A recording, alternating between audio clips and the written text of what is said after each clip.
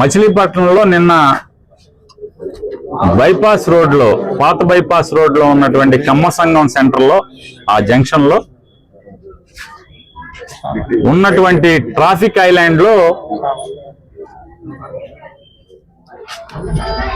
వాజ్పేయి విగ్రహానికి కొబ్బరికాయ కొట్టాలి, ఎన్టీ రామారావు బొమ్మ పెట్టాలి అనేటువంటి తొంతోటి నిన్న నడిచిందంట. దాంట్లో నేను బీజేపీని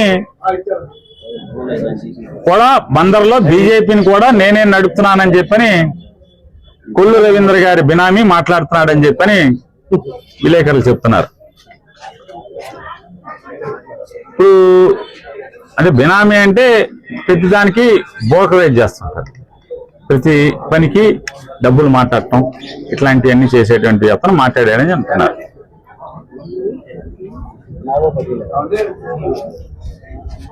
వీళ్ళు ఏడవలేక, వీళ్ళు పరిపాలన చేయడం చేతకాక, వీళ్ళు తన్నుకుని బజారుని పడి, అంటే వీళ్ళ కాపురంలో చుచ్చుకి నాకంటగట్టే, నేను నాకంటగట్టం అంటే ఎంత చేతకాని తనం కొల్లు రవీంద్ర గారిది, వాళ్ళ మనుషులది. వాళ్ళు మీరు తన్నుకోవటం ఏంటి, మీరు బజారును పట్టడం ఏంటి, మీ కాపురం అల్లరవటం ఏంటి, మీ కాపురం బజారును పట్టడం ఏంటి, దానికి నాకు సంబంధం ఏంటి?